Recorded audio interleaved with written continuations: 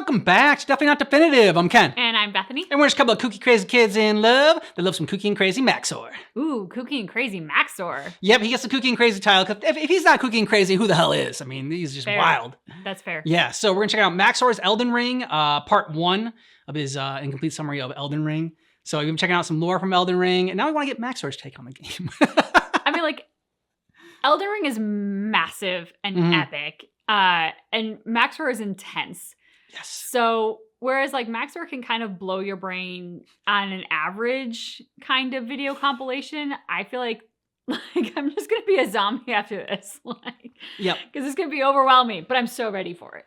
If you want all of our Maxor reactions, check out the description of this video. We got playlists there for you, as well as you can check out, we have Elden Ring reactions as well for that. Yeah.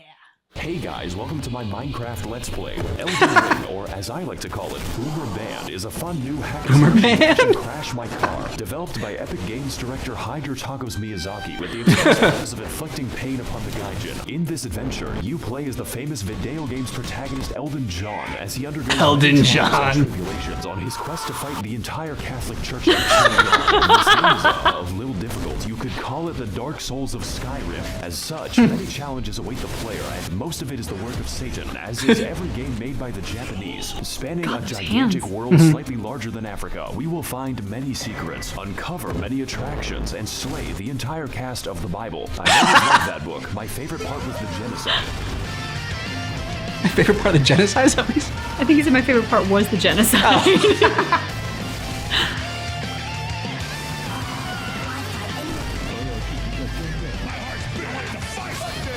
Mr. Furry? What the dog doing?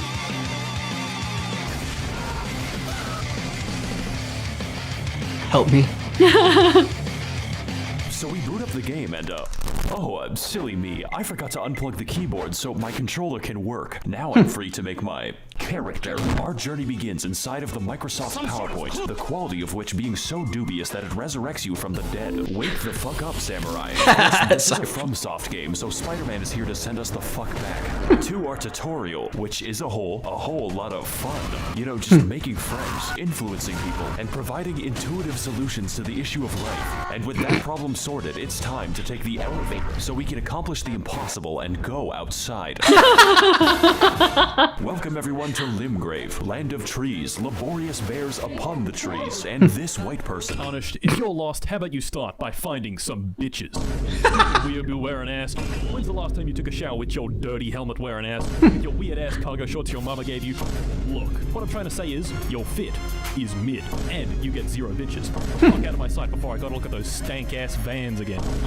As per the words of our friendly associate, we proceed towards the castle in search of some bitches. In Dark Souls, we sought after the Dark Soul, and in Bloodborne, we tried to escape Britain. But for Elden Ring, our objective is to get the hose. This is a game mechanic. You cannot level up until you get a girl boss. So with nothing else to do, I guess we'll have to fight this tutorial boss. You die.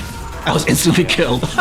He's a little like, this tutorial is on how to flee in fear and use geometry. Proceeding to the next batch of enemies, we must forsake direct combat in favor of the stealthy techniques of video game protagonist Rigid Danger Mighty Jungle Noodle, at which point they form a violence committee. Yo, bitches.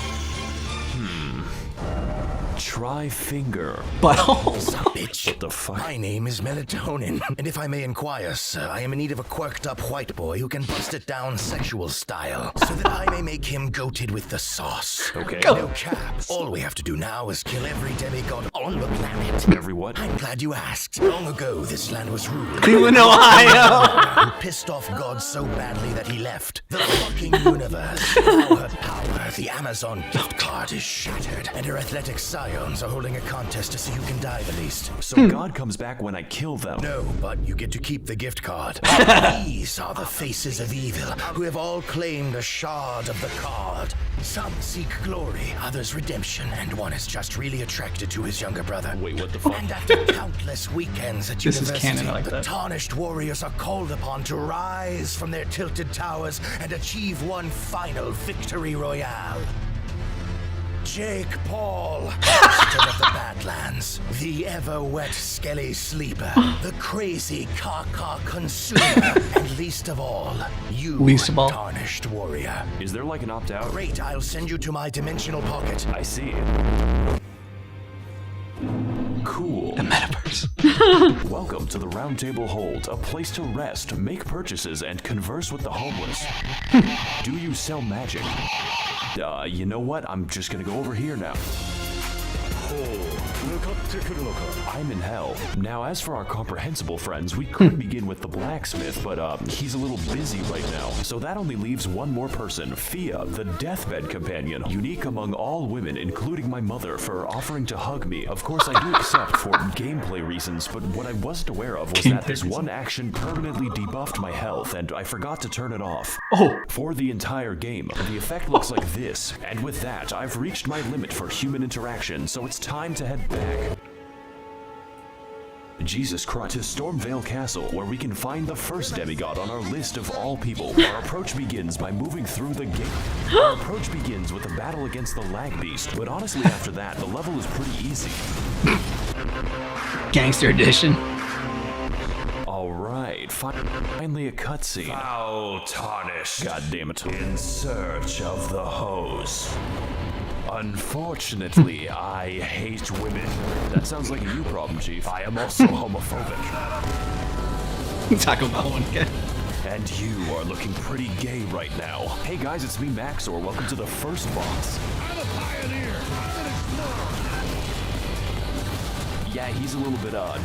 Margaret Thatcher is a very strong, very agile, and very interesting boss. Essentially, his purpose is telling you to fuck off and come back later, preferably when your bones are defragmented from the ass whooping. He combines delayed attacks, crazy combos, and eventually the Hammer of God, just like the real Margaret Thatcher when she hammered English oppression into the once peaceful streets of Derry. So I think I'm gonna take the hint and leave. Fortunately for us, young Sheldon Ring is a game with all kinds of activities to prepare and unwind. You know, like killing the fucking dragon, which for some reason is easier, just not too much easier.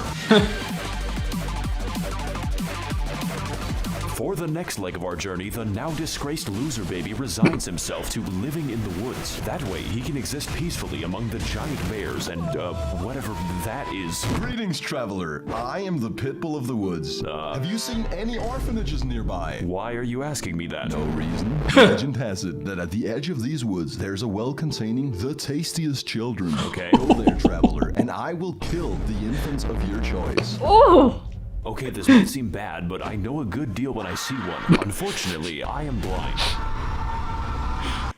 Hey guys, it's Maxor here. Welcome to fucking Space Mountain. I hope you like being trapped in Smurf Valhalla because these fuckers don't play around. So to keep things short, this forest is watched over by the spirit of a gentle stag, and my immediate impulse is to kill it. This necessitates lighting 8 fires scattered throughout the sacred grove, or more accurately, sprinting between them while enduring the trials of free acupuncture meets Markiplier jump scare. That is not a sentence I thought was possible, but then again, we do have sentient lightning and Mr. Krabs. So after lighting the fires at the expense of my life, we devour the necessary peyote to enter the spirit cave. And as it turns out, Bambi is back from the woods and they had a chip.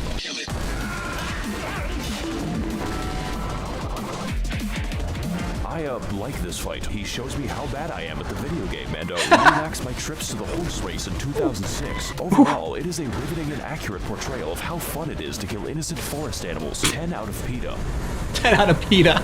You don't even get anything from killing him, just the guilt. Just the guilt. So after exiting the hell that is Quebec, we head across Limgrave to the Weeping Peninsula, called as such for its tendency to rain and also the race war. But before we get into that, we've got a few tasks to do, just like Among Us. These include fighting the sapient tree, uncovering chests that accidentally teleport me to the end of the game, and also the bell, which may or may not cause hearing damage when you get close enough. It even contains the rarest of all loot, a woman who tells us the tale of Castle Morn, a fortress that made the grievous mistake of permitting Furfest 2022 in their local Hilton. Except these are not costumes. My brother in Christ, they are misbegotten chimera, and you're How going does he even to know die. about Furfest? So as can be expected, they massacred everyone and started a county-sized race war, and now they're sending me to clean up their human corpse ball pit. Fortunately, just like all issues in life, this one is fixed with a massacre. They haven't invented war crimes yet. I like this level actually. It's pretty short, just like this video. My favorite detail is that they gave crack to an orangutan.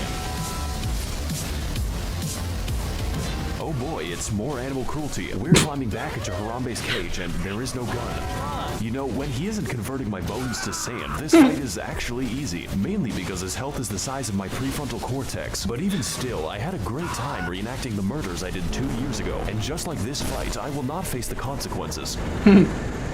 Enjoy this while you can, because we've got a few more people to talk to, such as D, a man who gives us a fair warning about the dangers ahead. The village here has been touched by death. Thanks, as well as speaking to the sentient jar, which you may find strange, but really we are all containers for suicidal thoughts. So after quelling his, our new friend Jar Jar Binks tells us to head east to an industrious land known as Gary, Indiana. You know, it seems like we're going a little bit off the beaten path with this one, but I'm pretty confident. After all, how bad can it possibly be? What the fuck is that? Oh no. Oh god.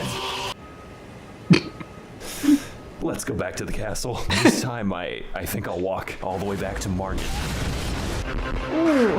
Hey guys, it's Maxor here. Welcome back to the Let's Play. And on this episode, Margit is still hard and a bit distrustful. One might say suspicious. We need to eject him. Margit's more like Marge Simpson. Even with better gear, this is a fight that demands, among other things, awareness and patience. Emphasis on the patience, but most importantly, this fight requires experience. Experience gained through fighting zoo animals, dragons, and even Canadians to squeeze out the narrowest of victories. Just to watch out for the hammer. Really glad we could beat the first boss up 9 minutes into the video. Welcome everyone to Stormvale Castle, realm of the first demigod, Godric the Garfted. And if I can't get to him in 20 minutes, the lasagna is free. Stormvale is a complex, multifaceted dungeon with various paths, only one of which is correct. So instead, we take the side route across the wall, past the knife birds, and into a Chinese chemical factory. So after cracking open a cold one with the boys, we ascend the political compass until I have authority over life and death, which coincidentally leads us to the castle grounds, and I didn't know they made Irish birds. Colonel. I'm trying to sneak around, but the clamp of my ass cheeks keeps luring me growing. Alright, it looks like we're finally making some progress. All we have to do now is get through the He's quite the handyman, knows how to work with his hands. You could say he's quite the handful. Better use this door to keep him at arm's length. I'm very funny, by the way. Stay tuned for more laughs and gags on The Big Bang Theory, Sundays on NBC. I'm sorry, Odie, but I could not stop myself. After all, it was a Monday, and I hate Mondays. Pizza delivery for a Garfield called lasagna. Pizza Hut really ought to work on serving giant castles. I work for Domino's. Then it sounds like you could use a bit of a hand, you know, with making the pizzas. I command you to laugh.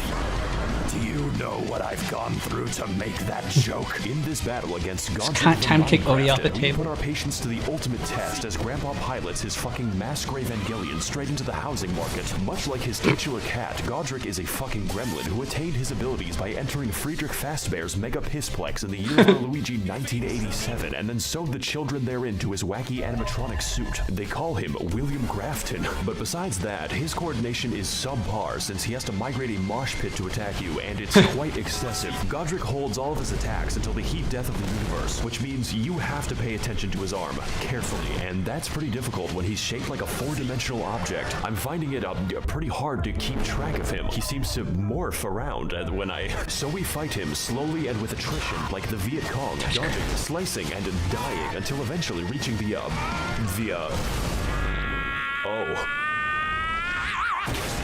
He just got off his own arm? Oh god. Yeah. I guess he didn't need a hand. So to overcome the taxes on his 401k, Godric decides to order a bad dragon to release his inner Todd Howard's The Skyrim. Finally, I have the power to cook all the lasagna I want. Welcome to phase 2, bitch. You're going in for you stupid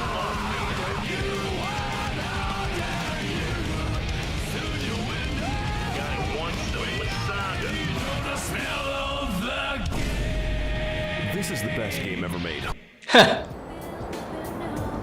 The audacity of this bitch. Behold, my favorite location information. There's really nothing else like it in the realm of physical science. Speaking of which, it's been at least 3 seconds since a homeless guy yelled at me. Let's fix that without going to Los Angeles. Hey, Oh! The lore mode. Okay, do you know where the bathroom My is? IQ is the highest among all Reddit. That's not saying much. Did you know Renala of a full moon resides? Okay, you know what? within the Never mind. academy? Let's just talk to,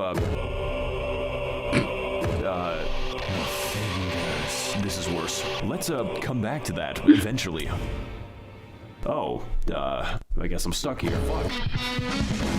Congratulations, we've made it past the first demigod out of 6.5. I'm sure his subjects will remember him fondly. Remember all those adventures we had together, all those places we've been. That was 10% of the map. I'll probably finish these videos in a nursing home. This is the rest of the game, and wow. I better call Gandalf for that shit because we've got a ways to walk. Welcome everyone to Ligma of the Lakes, the largest swamp that Miyazaki was allowed to build. 30,000 men have already died, and on today's episode, we will be heading to the second demigod on my list of political dissidents. Renala of the Red Lobster, Queen of Caria for at least the next 10 minutes, resides in the magical academy of Malaysia Lucario. And to get there, we need to head across a biological minefield known informally as the Crustacean Nation. It is here that we face our greatest challenge, the fucking shrimp. I'm starting to think that PETA has a point. So anyways, we head through the gauntlet, past the Octo-Sketty, and get completely sidetracked until I end up in fucking Nipton. But we're gonna skip over most of the side content. You could say that we don't have the time to hang out.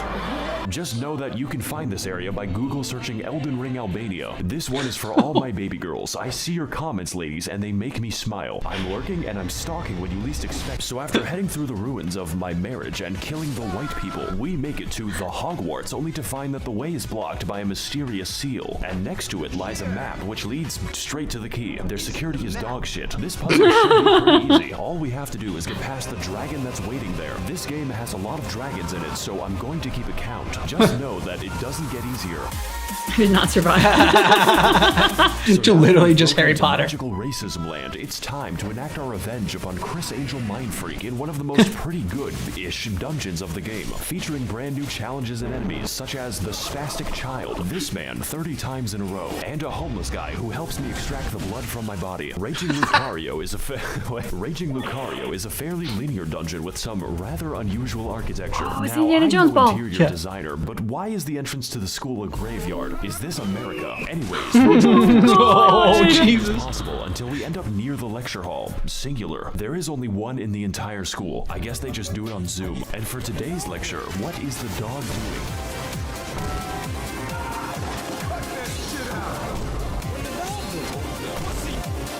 The answer is stabbing me. This is one hecking Speederino doggo who is frankly an insult to every wizard in the school. Their valedictorian eats his own shit. The gimmick for this chonking pupper is that he combines beast-like aggression with powerful magical attacks, but none was so devastating as when he corrupted my drive, which destroyed this video. The last minute of footage was reconstructed from memory. But besides that, his moveset is varied and intense, requiring expert evasion or just a lot of healing. It really is a shame that his health bar is the size of an amoeba. I guess my weapon's just covered in chocolate.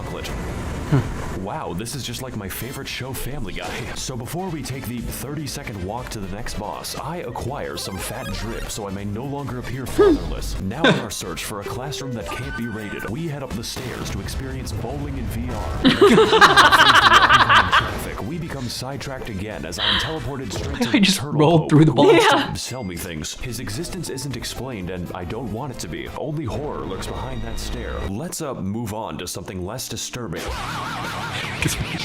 I can't believe I went to college without once seeing Ben Shapiro. I said less disturbing. Children on the internet. Oh. What is up, guys, and welcome to episode 391 of my Minecraft Let's Play. This is a preschool, ma'am. Today we're going to be messaging my underage fans on the internet. Oh boy. Welcome one and all across to Child Slaughterfest 2002-2s. That's right, this is an American school after all. And in this battle, we're going to be teaching these kids the harsh realities of the hood. Now, I know what you're going to say, and hopefully it's not a police report. Maxor, this fight looks kind of easy, like taking candy from a baby if the candy was their still beating heart. This is accurate. In fact, all you have to do is find the correct one to turn inside out, at which point Renala basically lets you go to town. The reason for this is that we aren't fighting a demigod. This is the demigod's ex ex-wife who was dumped after she gave birth to 30 of herself. To some extent I can understand, but goddamn that child support. Kinda feel like I'm doing him a favor. Good evening, Twitter. This is your boy, Eat That Pussy 445. And about like 30 to 45 minutes ago, I beat the fuck out of my dick so goddamn hard that I can't even feel my left leg. My left leg has been totally numb. And my dick has... I guess there's a phase 2.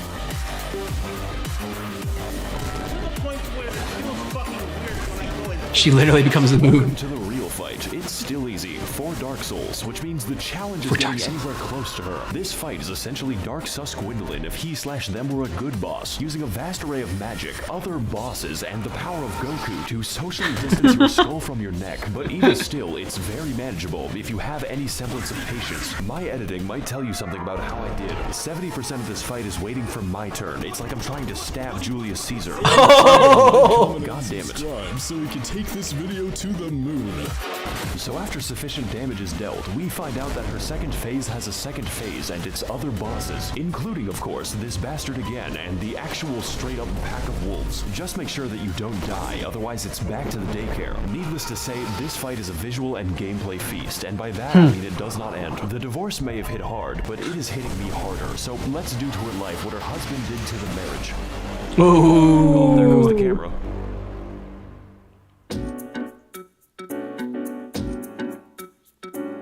I fucking hate this place. It's making me want to minimize the amount of air I breathe. Greetings again, Tarn. Yeah, okay. What knowledge do you seek that brings you to my domain? Okay, so I've been to Red Lobster once already. Where do I go next? Caelid. What? You must continue your adventure in Caelid. Is that a problem? No, not at all. There's nothing wrong with Caelid. Hey guys, Needs McTherapy here. Today we're gonna be playing in a Tim Burton land. Welcome to Caelid. It's basically made of German bedtime stories. Who can forget such legendary tales as Der Vogel, Der Backpfeifengesicht, and most terrifying of all, Das Kinderschredder. I'm sorry if you speak German, by the way. That's gotta be my least favorite disability. And on today's episode of Amnesia: The Dark Descent, we are invited to a festival and slumber party where the sleep is permanent, all for a chance to face off against the third demigod on my Club Penguin friends list. Star Scourge Radon, captain of the hospice, resides within the walls of Red Main Castle, where every year he throws a party to see who can keep their limbs the longest. The price of admission is just getting anywhere near him, because sometimes life is just a Bulgarian and you are an unstolen car. So we ride, vaguely and in some direction, encountering many horrifying creatures beyond the reach of God and locking myself in the cum dungeon. The other kids laughed at me, they called me Jizzy Johnson, but now it is I who is laughing at them. Oh cool, it's another dragon, and this one is quite the special encounter because we get to fight him in the volume of an aquarium. He can't really touch anything, otherwise he decouples his existence. Hey, what's up guys, Maxor here, and today we're gonna be gaming on the moon, because that's what this shit feels like. In fact, I heard you like dragons so much that I made an entire part of the map called Dragon Barrow, and I filled it with, you guessed it, an obscene quantity of dragons, because truly we have not fought enough of them. I don't want to be here anymore. Let's put this in the future episode box. So far, we've seen a lot of traumatizing things, enough to give half of all American politicians cardiac arrest. But I've been saving the best for last, and by best, I mean the most evil game design ever conceptualized. The Swamp of Aeonia lies just within the center of Caelid and contains enough AIDS to make Ronald Reagan sweat. This region, and pretty much all of Caelid, but mostly this fucking abomination, is infested with scarlet rot, which is like poison if it was made of radium, and get this, it's spreading. You can't even use a horse to bypass the radiation because an NPC just invades you in the middle of the swamp. It's like I can hear the dulcet tones of the game director laughing at me. For your crimes, I am sending you to the moon. This place is filled with all kinds of new and interesting ways to die, and my favorite lies at the center of the swamp, where we can find Commander O'Neill and his Bostonian ketamine mafia. Surprisingly enough, this is the only thing here that can't kill me. His moveset is so simple, it's Amish accessible. You can build a barn around him in the time it takes for him to do damage. Maybe this boss would be better with a second phase, one where he whips out his lightning cock and he pulverizes me until I'm gravel. But you know, that's just a theory. A game theory. Thanks for watching. Also, he drops his ketamine needle, which I will now put to very good use. You're a horse, right? We're in a 100 hours castle now. This entire level can be skipped because I think the devs realized that Caelid is the actual level. Do you even know how many dogs were euthanized on my way here? Don't worry, you aren't actually missing anything unless you're a big fan of cats, such as life on the Serengeti. So, welcome to the Festival of Ramadan. There are 2 attendants in total, and one of them is this guy. Hello again, Tarnished. How was your journey down the well? What the fuck is wrong with you? I'm just passionate about my cuisine. Speaking of which, did you ever find those children I talked about? Welcome one and all across to Child Slaughterfest 2002. No.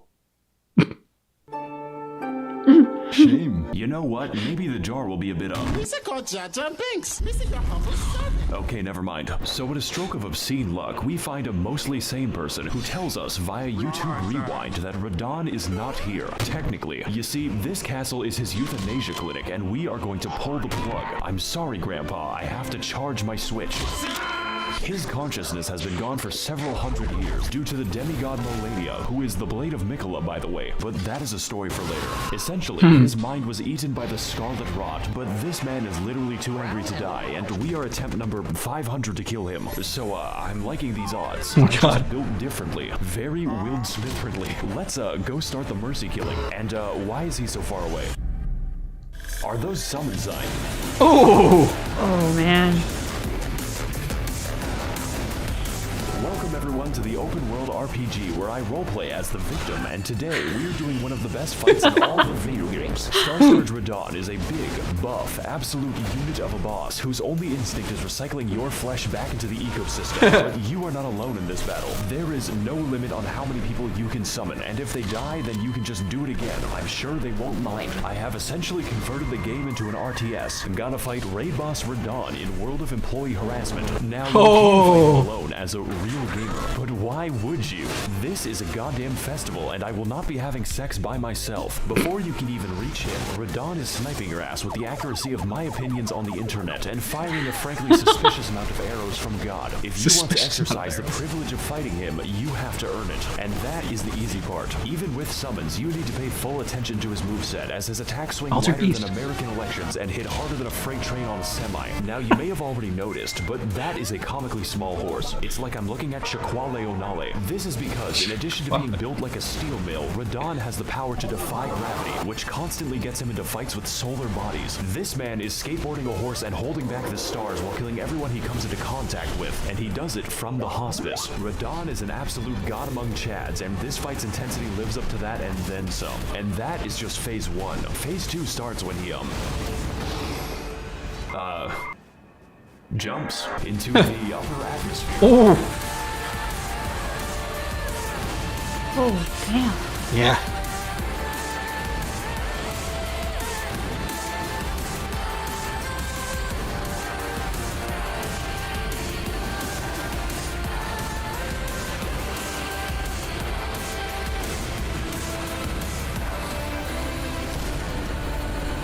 Jesus Christ, he is a thick one.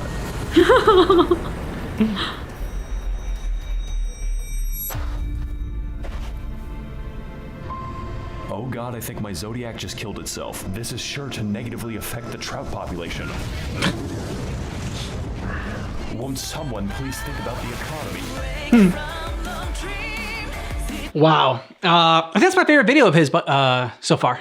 That was 27 minutes. It flew by. Yeah, it really did. Like, whoa. I mean, he talks fast and his videos are always kind of like, what's the word I'm looking for? Not sensory overload. Well, yes, sensory overload, but also like, there's another kind of overload. Where are you going with that? I want to help you out. There's also, I can't remember what it's called, but there's like sensory overload, yes, but then also there's another kind of word, and I'm hung up on like attention span, and that's not what it is. But like, anyway, his movies or his videos are always so dense with stuff that like you feel like you have to watch them a few times to get everything. Oh, yeah. And this isn't any different, but it flew by faster than even some of his other ones. I mean, it was a very captivating version of Elden Ring, and we've seen quite a bit of Elden Ring material now. Yeah, I mean, he is just like, his knowledge of pop culture does rival that of Family Guy, which he mentioned, which like has a bunch of pop culture references in there as well. And I love the moment in there. I think my favorite moment was when he actually took some time to slow it down with the guy that was like eating children or whatever. And that back and forth, just like he's a master at pacing, because to slow down that one part, it was just like, it was probably like the funniest part of the video when he was like the recollection of it all, and then the back and forth. I mean, it was just, yeah, I thought that was so well done, because with all of it being so fast, you're used to it being so fast, and then one, it kind of like gives you a little bit of a break, so it breaks up the video, but it wasn't done just to give you a break. It was done because that was what the humor in the video called for, which is great.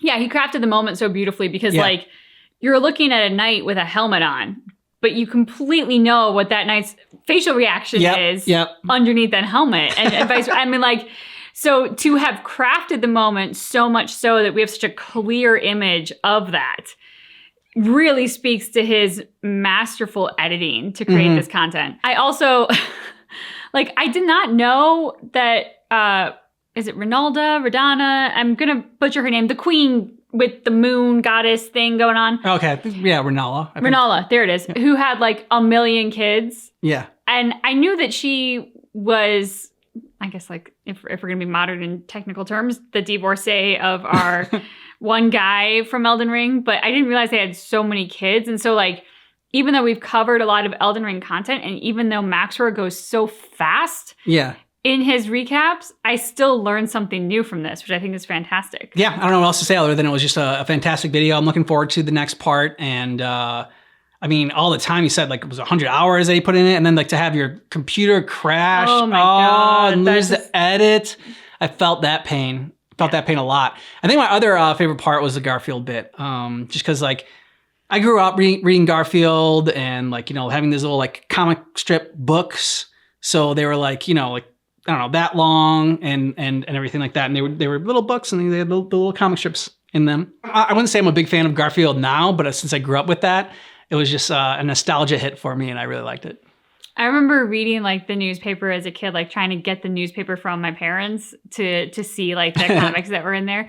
And Garfield was always one that I went to because obviously pets, like that's just what I was going to go to. You know, you brought up Family Guy, and I will say what I also love about Maxwell is the fact that, like, for example, if you're going to do humor, like pulling no punches and nothing being off limits is kind of like, especially in our modern world where people get so heavily criticized if any of their own personal views are filtering in at all. Yeah.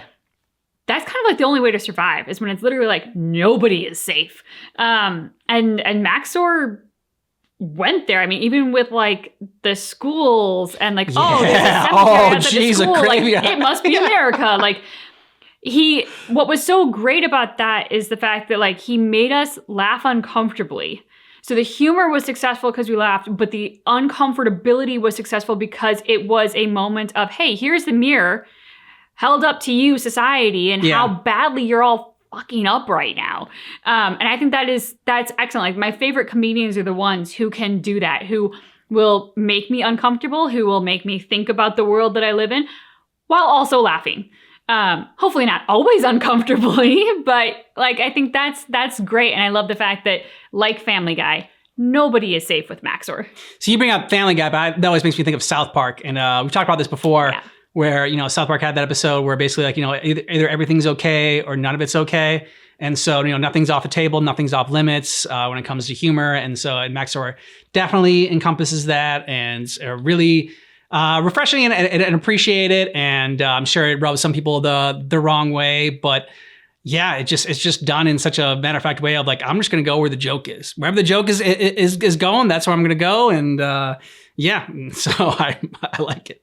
Well, and nowadays, let's be honest, there's, whether you're a content creator like Max or like us or not, like, you're not going to be loved by everybody. You are going to rub someone the wrong way at one point in your life. Even Mother Teresa rubbed somebody the wrong way at some point in her life. I mean, that's the reality. So like, having the courage and the brazenness to go there is, I think, admirable. You'll let us know what you thought about this down below in the comments. And you find all of our Maxor reactions. Check out the description of this video. We got a playlist there, as well as a playlist for all of our Elden Ring reactions and From Software games. So check those out.